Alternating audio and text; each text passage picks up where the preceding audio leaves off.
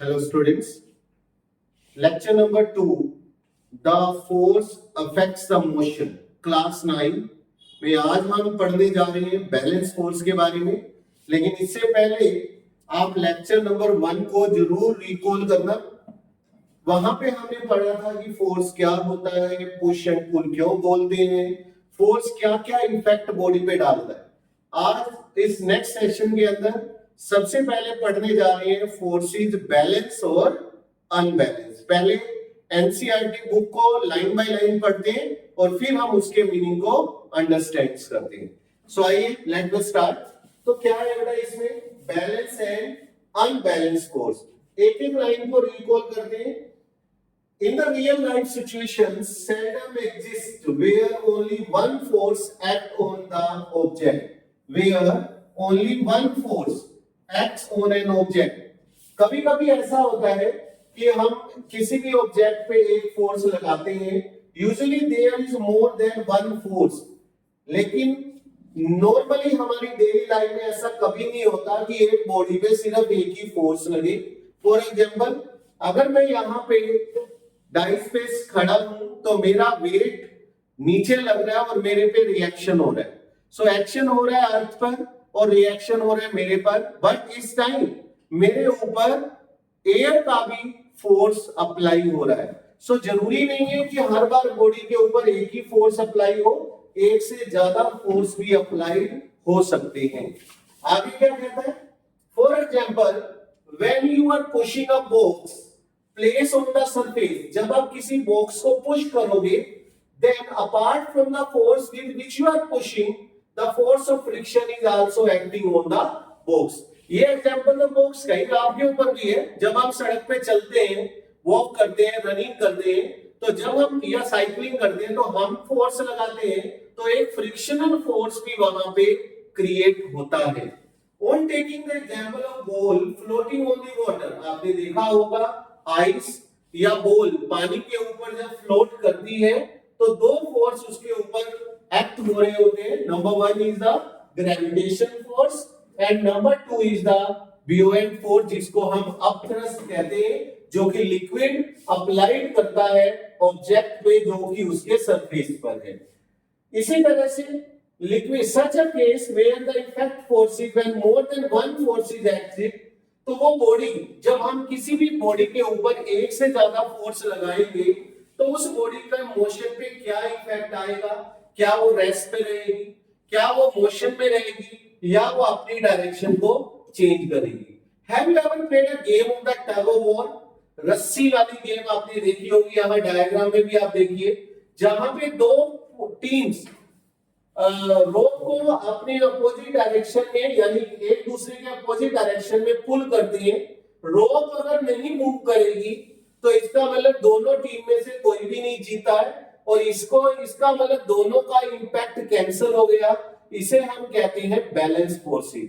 लेकिन अगर कोई टीम विनिंग कर जाती है, वो अपनी तरफ पुल कर लेती है, तो इसका मतलब वो वाला फोर्स ज्यादा था। इसको कहते हैं अनबैलेंस फोर्स। तो भाई बैलेंस और अनबैलेंस फोर्स समझ आ गया। अगर बॉडी के ऊपर एक से ज्यादा फोर्सेस लग रहे हैं बट बॉडी में कोई मोशन नहीं हो रहा है, तो इट मींस वो फोर्स कैंसिल हो गए हैं, उन्हें कहेंगे बैलेंस फोर्स। और अगर बॉडी के ऊपर फोर्स लग रहे हैं और वो बॉडी मोशन में है, सपोज करिए कि मेरे राइट डायरेक्शन में है, आपके लिए लेफ्ट होगा, मेरे लिए राइट डायरेक्शन में है, तो अगर वो बॉडी इस डायरेक्शन में मूव कर रही है तो दोनों में से एक फोर्स बड़ा है और वो इस डायरेक्शन में लग रहा है। इस कंडीशन में हम बोलेंगे कि वो अनबैलेंस फोर्स है। सोचिए, अपनी डेली लाइफ के अंदर रिकॉल करिए ऐसे एग्जांपल्स जहां पर एक से ज्यादा फोर्स लग रहे हैं और बॉडी चल भी रही है और नहीं भी चल रही। अगर नहीं चल रही है तो ये देखिए, जैसे कार का एग्जांपल है, बताइए यहाँ पर बैलेंस होगा या अनबैलेंस, या कार मूव करेगी या नहीं करेगी। If the force applied on an object are not balance, so इसको हम कहेंगे नेट फोर्स जीरो नहीं होगा। When the two forces are opposite in direction but unequal in magnitude, अगर एक पेन के ऊपर दो फोर्स लग रहे हैं, एक राइट साइड और एक लेफ्ट साइड, लेकिन वो अनइक्वल है, 10 न्यूटन है, 6 न्यूटन है, Newton is the unit of force, तो वो अनबैलेंस माना जाएगा और उसे भी हम बोलेंगे net force is not zero. मान लीजिए ये सिचुएशंस आपको यहाँ पे नजर आ रही है। I am going for NCERT line to line. Now think the situation where the two or more person applying the force in the same direction on a stalled car to make it move. Rest पर है। In this case, the magnitude of the net force applied by them on the car is the sum of magnitude of the two forces. क्योंकि force vector quantity है और अगर ये दोनों person इस car पे एक ही डायरेक्शन में फोर्स लगा रहे हैं तो ये दोनों फोर्स ऐड हो जाएंगे और नेट फोर्स जो होगा कार पर वो एक ही डायरेक्शन में होगा। Net force as in the individual. तो ये एनसीईआरटी का एक एग्जांपल देखते हैं। इस एग्जांपल के अंदर अगर आप देखें फर्स्ट केस के अंदर दोनों ब्लॉक पे ये जो फर्स्ट फिगर है यहाँ पर आप देखें 10 न्यूटन एंड 6 न्यूटन एक ही डायरेक्शन में अप्लाइड हो रहे हैं। प्रैक्टिकली सोच के देखिए कि आपके सामने कोई टेबल है और दो बच्चे 10 न्यूटन और 6 न्यूटन का फोर्स एक ही डायरेक्शन में लगा रहे हैं तो क्या होगा? नेचुरल है वो टेबल अगर वो 16 न्यूटन का फोर्स फ्रिक्शन को एनकाउंटर कर गया तो ये टेबल 16 न्यूटन की तरफ मूव करेगी, यानी ये दोनों फोर्स ऐड हो जाएंगे। यहां पर अगर आप सेकंड फिगर में देखें तो ये दोनों फोर्सेस अनइक्वल है बट अपोजिट है। सेम डायरेक्शन में अगर फोर्सेस होगा तो ऐड होंगे, अपोजिट डायरेक्शन में होगा तो सब्ट्रैक्ट होंगे। यहां पर भी आप देखें और इसका आंसर आप बताएं कि बॉडी किस डायरेक्शन में मूव होगी, लेफ्ट साइड 10 न्यूटन वाली साइड या 6 न्यूटन वाली साइड। सो आप ध्यान से देख सकते हैं and you can give the better idea about that one. So ये था बेटा बैलेंस और अनबैलेंस फोर्सेस के बारे में। अब कभी-कभी ऐसा भी होता है कि बॉडी एक है, आप एक ही जगह पे फोर्स नहीं लगा रहे हैं, जैसे कार वाले केस में था आपने फोर्स एक ही पॉइंट ऑफ एप्लीकेशन में नहीं लगाया, आपने एक से ज्यादा पॉइंट ऑफ एप्लीकेशन पे फोर्स लगाया। फॉर एग्जांपल साइकिल का हैंडल, साइकिल के लेफ्ट हैंड पर आपने फोर्स इधर लगाया, साइकिल के राइट हैंड पर फोर्स इधर लगाया, तो आप देख रहे हैं कि फोर्स की जो डायरेक्शन है इन दोनों फोर्स की वजह से मैग्नीट्यूड भले ही चेंज ना हो लेकिन साइकिल की डायरेक्शन चेंज हो जाएगी। सो यू कैन सी यहां पर इक्वल एंड अपोजिट फोर्स जरूर है लेकिन वो एक ही जगह पे नहीं है, पॉइंट ऑफ एप्लीकेशन सेम नहीं है, अलग अलग पॉइंट ऑफ एप्लीकेशन है। तो यहां पर बॉडी अपनी डायरेक्शन को क्या करेगी? चेंज करेगी। तो साइकिल के केस में if you want to change the direction तो हैंडल पे जो आप फोर्स लगाते हैं या टू व्हीलर पे लगाते हैं, ऐसे ही आप सोचिए फोर व्हीलर में ऐसा क्या होता होगा। सो ये एग्जांपल्स है आपका साइकिल का। ऐसा ही टैप के केस में होता है, आप फिंगर्स क्यों टैप को जब आप खोलते हैं तो या किसी भी जार के ढक्कन को आप खोलते हैं तो ऐसे फोर्स लगाते हैं, थंब एक साइड फिंगर एक side. It means the equal and opposite force but at the different point of application। तो उससे क्या होता है, हो सकता है बॉडी आगे ना जाए लेकिन बॉल गोल गोल घूमने लग जाती है, यानी उसकी डायरेक्शन चेंज हो जाती है। ये भी एक अच्छा एग्जांपल है। अब थोड़ा सा जैसा कि हमें पता है एनसीईआरटी के अंदर पोज एंड पोल्डर नाम का भी एक सेक्शन है। तो ये फर्स्ट क्वेश्चन में आप जरा देखिए कि यहाँ पे एक वेट लिफ्टर है, उसने क्या किया हुआ है, दो फोर्स एक्ट कर रहे हैं उसके ऊपर, आपने बताना है कि वो दो फोर्स कौन से। तो भाई सीधी सी बात है, अगर आप किसी वेट को ऐसे उठाते हैं तो वेट है वो नीचे की तरफ आएगा m इंटू जी, यानी यहां पर जो m इंटू जी फोर्स है वो डाउनवर्ड अप्लाइड होगा इस डायरेक्शन में ऐसे करके, और इसका होगा m into g mass and the g का मतलब एक्सेलरेशन ड्यू टू ग्रेविटी। लेकिन इस वेट लिफ्टर ने उसको नीचे नहीं आने दिया जबकि उसकी टेंडेंसी थी नीचे आने की। तो इसका मतलब अगर वेट लिफ्टर ने इसको बैलेंस किया है तो इसका मतलब है इसके अपोजिट एक और फोर्स अप्लाइड हुआ होगा जो कि mg के इक्वल तो होगा, लेकिन ये फोर्स अप्लाइड किसने किया होगा, muscles of the weight lifter. इसको आप मस्कुलर फोर्स भी कह सकते हैं। यानी अगर हम किसी ऑब्जेक्ट को उठाकर ऐसे होल्ड करते हैं तो शायद यही सिचुएशन होती होगी, उस ऑब्जेक्ट का वेट डाउनवर्ड लगता होगा और आपको उतना ही फोर्स लगाना पड़ता होगा उसको बैलेंस करने के लिए। सो आप जो फोर्स लगाएंगे हमने उसको नाम दे दिया मस्कुलर फोर्स, और जो फोर्स नीचे लग रहा है उसको नाम दे दिया mg। ये सेकंड आर्म रेसलिंग मैच आपने देखे होंगे, ए और बी, आर और एस। तो इनमें से जो भी जीतेगा इसका मतलब उसने फोर्स ज्यादा लगाया है, और अगर कोई भी नहीं जीता तो इसका मतलब दोनों ने इक्वल एंड अपोजिट फोर्स लगाया, जिससे कोई भी पर्सन नहीं जीतेगा। अगर आर वाला जीतता है तो उसने फोर्स ऐसे लगाया, एस वाला जीतता है तो उसने फोर्स ऐसे लगाया। तो जो भी विनिंग टीम होगी उसका फोर्स ज्यादा होगा, अगर कोई भी विनिंग टीम नहीं है तो उसका फोर्स ज्यादा नहीं होगा। तो आप देखिए, अगर नोट्स बनाने हैं तो इस स्लाइड का स्क्रीनशॉट आप ले लेना। ये एग्जाम के पॉइंट ऑफ व्यू से नोट्स है, वो एनसीईआरटी की लाइन टू लाइन था। Two forces cancel each other, tug of war का एग्जांपल है, और इसके कुछ एग्जांपल यहां दिए भी हुए हैं, ध्यान से देखिए। इफेक्ट आपसे पूछ सकता है कि अगर ऐसा हुआ बैलेंस फोर्स है तो क्या होगा। मोशन में कोई चेंज नहीं आएगा, वेलोसिटी कांस्टेंट रहेगी, शेप और साइज चेंज हो सकते हैं इसमें जब आप बैलेंस फोर्स लगाते हैं। बुक टेबल पे रखी है, ग्रेविटी बुक को नीचे खींचती है, टेबल ऊपर करती है, नेट फॉर जीरो, कोई मोशन नहीं होगा। अगर टग ऑफ वॉर में कोई टीम नहीं जीतती है तो ये भी बैलेंस फोर्स होगा। अनबैलेंस फोर्स में बॉडी के अंदर मोशन आएगा। ये आप एक टेबल का स्क्रीनशॉट लेकर अपने कॉन्सेप्ट को और भी ज्यादा स्ट्रॉन्ग कर सकते हैं। अब एक बड़ा अच्छा एग्जांपल यहां पर आप देखिए, यहां पर एक ब्लॉक है, इस ब्लॉक को हमने एक स्ट्रिंग के साथ यहाँ पे टाई किया हुआ है। दो स्ट्रिंग है x and y are tied to the two opposite faces of the block as shown in the figure. Applying the force by pulling the string x, जब x को खींचेंगे the block will begin to move to the right, इधर जाएगा, and if we pull the string y the block move to the left। यानी अगर ये तो जिस डायरेक्शन में आपने फोर्स लगाया ये ब्लॉक उसी ही डायरेक्शन के अंदर मूव करेगा। तो बताइए ये बैलेंस हुआ या अनबैलेंस, कमेंट सेक्शन में जरूर लिखना। इसी तरीके से अब जरा ध्यान से देखें इस डायग्राम को। अब इसमें x और y है, इधर से ये बंदा इसको पुल कर रहा है just like the tug of war. अगर F1 और F2 इक्वल हुए तो क्या ब्लॉक मूव करेगा? नहीं करेगा।